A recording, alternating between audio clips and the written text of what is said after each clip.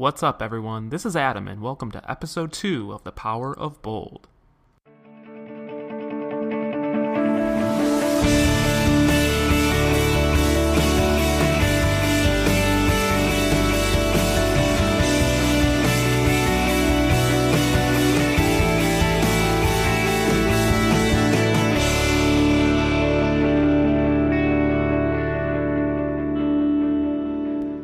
Welcome back to The Power of Bold, which is the podcast focused on taking risks and embracing boldness in your life. Thanks for tuning in. I appreciate you guys sticking with me for my second episode out of hopefully many to come. I'm really excited to be sharing this podcasting journey with you. My name's Adam Pascarella, and for those listeners that are new out there, I'm a 28-year-old living in New York City. I went to college in Michigan and then went to law school in Pennsylvania. And I came to New York City in 2014 to practice at a large corporate law firm. I practiced for about 2.5 years, and then I decided to take a risk and leave my safe corporate job for something totally different.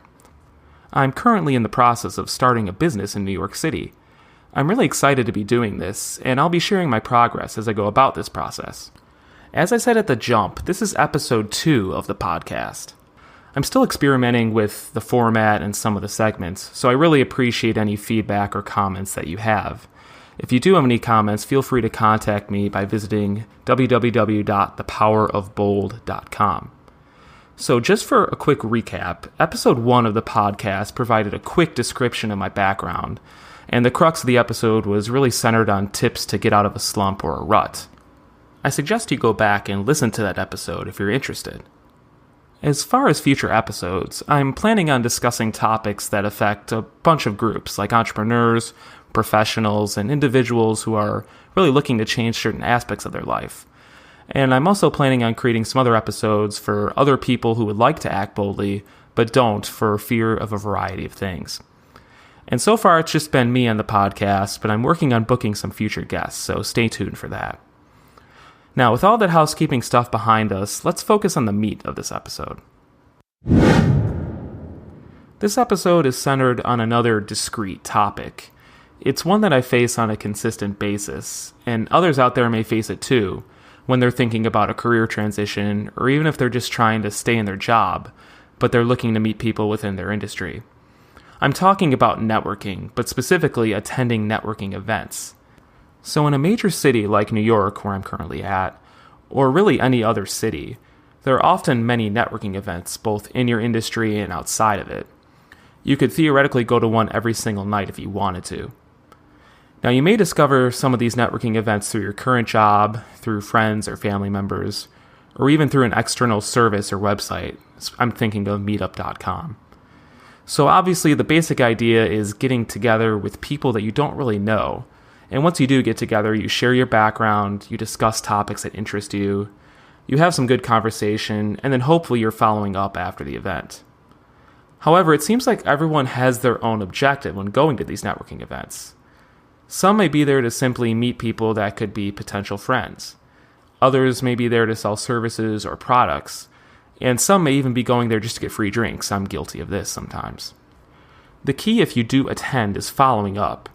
And I'm going to be talking about this quite often during the episode. But before we get to that and other actionable insights, I want to take a brief step back. There are really so many networking events out there, and it's funny that generally speaking, it's something that a lot of us don't like doing. It's really this weird phenomenon. People clearly want to meet each other, and people want to get to know others in their community. But the actual idea of quote-unquote networking or a networking event really turns people off. In fact, it's pretty frequent to get a bad or anxious feeling both before and during networking events. So some common networking thoughts that I and others have had. It seems like there are narcissistic people looking out for themselves. They're looking to hand out business cards. And people are looking over their shoulder to see if there's someone that they should be meeting. Now, everyone has their own agenda, and it seems like they're doing their best to execute on that agenda. And along with this, not many people are comfortable going into a large room by themselves, talking to people, and ultimately trying to sell themselves. This is especially tough for introverts. It can be pretty intimidating to go up to someone that you don't really know and try to create a genuine, authentic connection with them. Now, I had those feelings, and I'd be lying if I said that I didn't have them from time to time. The worst thing to happen is that you become a wallflower. You don't really approach anyone, and you just leave the event early. If you're nervous, you almost have to fake it until you make it, and I'm going to be talking about this more later. But while we feel turned off about networking events, networking continues to be critical in professional life. There's really no doubt about it. In preparation for this episode, I looked at a few surveys. In 2010, the Bureau of Labor Statistics released a study claiming that 70% of jobs are found through networking. I also found a 2015 survey found on the Virgin Group's website. You can check out the survey. I'll have a link in the show notes. But really, the ultimate finding is that people prefer face-to-face and in-person meetings. It's clear that meeting new people and sustaining new relationships is better through in-person meetings than through emails, tweets, or interacting over the internet. So really, the bottom line is that who you know is often more important than what you know. It seems pretty much undeniable in today's society. And specifically, this is the case if you're looking to find a job. It's not really enough to rely on job boards or any other opportunities that you find on the internet. Often the best jobs aren't there, or even if they are, it's extremely difficult to get them without any in to the company. So as a particular case study, the legal industry is something that is pretty representative of this. Now, I could go into this for a while, but a lot of law students are trying to obtain the highest paying jobs out of law school, and these jobs are at so-called big law firms. However, most of the opportunities for these jobs often go to either the top students in the class of whatever law school you attend, or to more students at prestigious national law schools. So especially for those students at lower-ranked, less prestigious schools, they have to pound the pavements. They really have to attend networking events and leverage any personal connections that they have. This is much easier said than done. So while networking is important not just in the legal industry, attending networking events may not be the best way to proceed. If you really think about it, people going to networking events aren't really the people that you want to meet. Thought leaders and major players in really any industry aren't going to networking events. Often the people that are going to these events are looking to make a move or make a career change. It really depends on what your objective is, but if you're looking to meet that one person who will advance your career, attending a networking event may not be the best strategy. In all honesty, there may be better ways of meeting people instead of going into a big room and trying to pass along your business card. It's pretty difficult to build genuine connections when you're talking to someone for 10 to 15 minutes at a time. But even if you do find some genuine connection with someone, you need to follow up, which is the trickiest part. Connections are extremely fragile after the networking event, and I'll go into this a little bit later. Now, it seems obvious, but the best networking centers on introductions from other people. Some of the most interesting connections can result from friends of friends, and having someone vouch for you can make a huge difference at the beginning of the relationship. Whether that introduction is through email or in person, it's much better than any cold introduction that you're going to have at a networking event. Now, there's also this question of LinkedIn secondary connections, and this is another way to leverage the friends of friends idea. But ultimately, LinkedIn may not be the most effective way to go about it. You're going to want to have a person actively vouch for you. So the baseline is that an introduction from friends is better than going into any networking event cold. But sometimes networking events can be a good idea depending on what they are specifically. And I'm thinking that if there's an activity involved, that networking event could be interesting. As just one really quick example, I'm thinking of a networking event centered on programmers or developers, where there's a particular programming tutorial in the middle with networking at the end. Now, this tutorial or whatever instruction there is could bring in people that normally wouldn't go to so-called networking events. And I think this is a really important point. Just attending a standard networking event at a bar may not be worth your time. Like I just said a couple minutes ago, there will often be professional networkers there. These are the people looking to pass out their business cards and meet as many people as possible, and their ultimate objective is that they find the one person that could fulfill their objectives. So I'd say try to find a networking event where people aren't just simply meeting at a bar. Whether it's a talk or something active that you're doing, I think that's more valuable than the standard networking event. But regardless of whether the networking event has an activity or not, these events can be really useful if you're looking to meet people outside your traditional network. And I think the stereotypical example is if you have no connections to an industry that you want to move into, you may have to rely on a networking event within that industry. Although, like I said, the caveat is that the people that you really want to meet likely aren't going to be going to these networking events. And so this is just a criticism to keep in mind. Now, with this background on the record, I want to quickly mention a book that I found really helpful, not just in going to networking events, but in building my own network. And that book is called Never Eat Alone by Keith Ferrazzi. I think it's a really fabulous book on building relationships in your life. I highly recommend that you check it out. So this isn't a specific book review here, I actually may do that later, but I just want to share something from one of the book's chapters, and that chapter is called The Networking Jerk. It's basically a good summary of what not to do in these situations, and the first paragraph of that chapter really says it all. I'm going to read it right now. The paragraph says, "The networking jerk is the man or woman with a martini in one hand, business cards in the other, and a pre-rehearsed elevator pitch always at the ready. He or she is a schmooze artist, eyes darting at every event in a constant search for a bigger fish to fry. He or she is the insincere, ruthlessly ambitious glad-hander you don't want to become." And this shtick doesn't really work since these type of networking jerks don't really know how to create meaningful relationships. And some of the tips he provides in that chapter are: don't schmooze, don't rely on the currency of gossip about other people, have something to offer, and be transparent. So regardless of whether you think networking events are worth it or not, I think that they're here to stay. I think that there are much better ways of building relationships and getting to know people that you want to know. But having said that, there may be some benefit to attending networking events, and this is depending on your objective. I would just add the caveat that you shouldn't exclusively rely on them when pursuing your objective. And this is because there are likely better avenues to achieving your objective. So the bottom line is that networking events can be helpful, but you may want to pursue other avenues first. But if you are attending a networking event, I've collected some actionable insights that you can use to increase the odds that the event is worth your time. So here are a couple tips.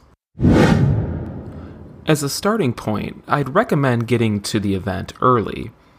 This isn't really like a party with your friends. I don't think there's a point in being fashionably late. This way, if you know the event isn't for you, you won't waste as much time being actually there. And I think going to the event early is especially important if you're an introvert. It's much easier to speak to people at the beginning of an event rather than halfway through the event. And I think this is because you can get there before groups form. You can start the group. It's tougher to approach a group of 2 or more people and interrupt the conversation in the middle of the event. That said, if you do show up late and groups have already formed, you should go up and introduce yourself. The whole point of attending networking events is to meet others, so I don't think that interrupting is necessarily a bad thing. I would just say that you obviously want to mind your manners, introduce yourself, and then genuinely pay attention to what other people are saying.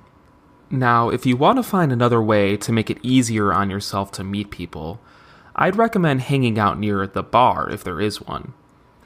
People will keep coming up to the bar during the event, and I think you should hang out near the bar even if you don't drink alcohol. It seems easier to speak with people as they're waiting for a drink. There's kind of some awkward silence that you can fill. And I think it's easier than going up to a big group and introducing yourself. Now, when you're actually engaging in conversation with one or more people, it's critical to actually pay attention to what you're saying and to actually focus on them. You need to learn about their interests and be present, actually listen to what they're saying. It's too easy to get into our own heads. And instead, you should be present and try to determine what they want to accomplish. You should ask yourself, what value can I provide this person, both at this event and beyond?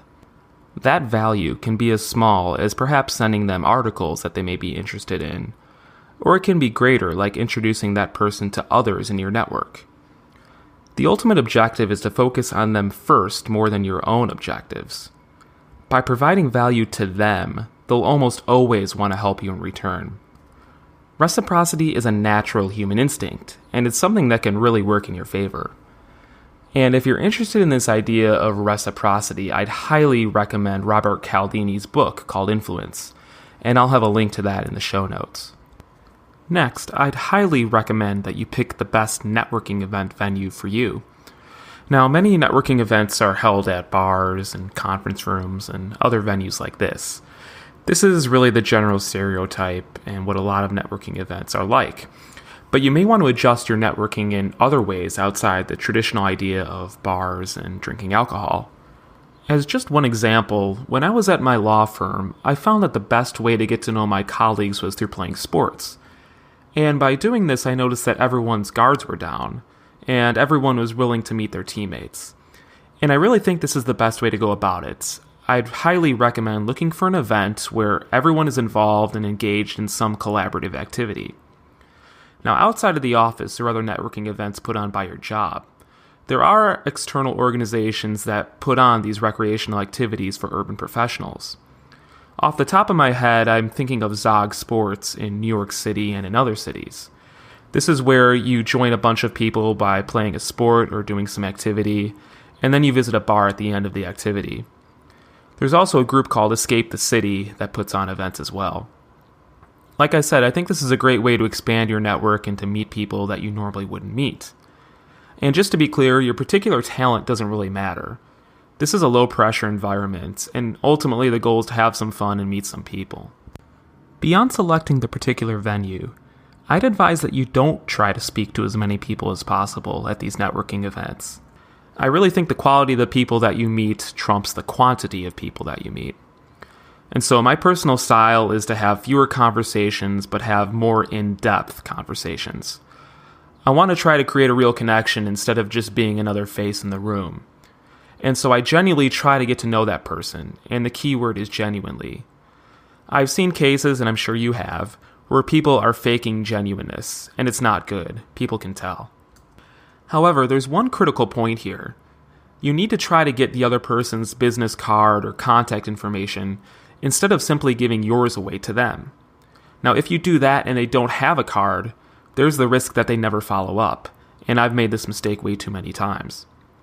But alternatively, since people aren't carrying business cards as much these days, I'd really try to connect on LinkedIn while you're at the event. This is a good strategy, as you can see which contacts that you have in common, and this can solidify the already fragile connection that you have with the other person. But when you do get the other person's business cards or contact information, you need to try to write down what you remembered from that conversation. Now, this is a critical point, and it segues into the importance of following up. And so I'm going to spend a few minutes talking about this.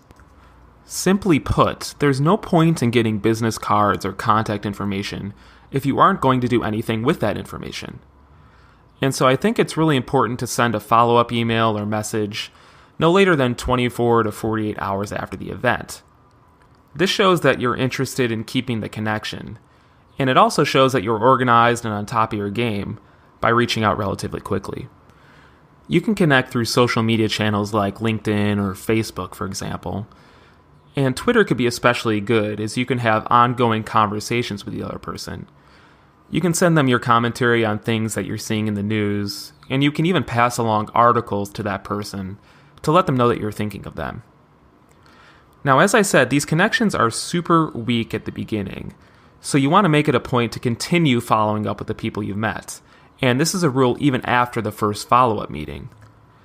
As for me, I love using Google Drive for these sort of things. I created a networking spreadsheet that has cells on when I actually met the person, what we talked about, and when I should follow up with that person. And when creating a new contact, like I said, I try to remember as many details as possible from the conversation.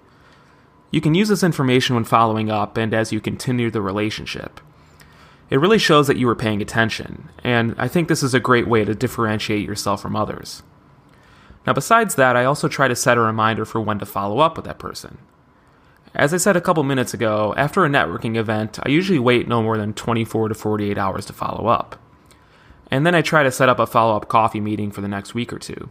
However, after the first coffee meeting or follow-up meeting, wherever it is, you'll have to play it by ear to see when you should follow up next.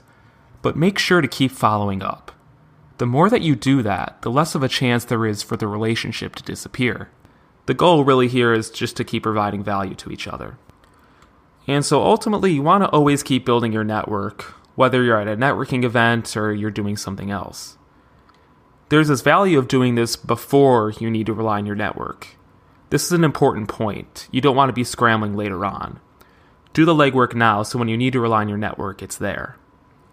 And so you just need to keep going out there, meeting people, both within and outside your industry. Just be yourself, and make it a point to emphasize helping out members of your network. You never know where this will lead you, but if you focus on these things, they'll likely lead you to a positive outcome. So thanks again for tuning into The Power of Bold.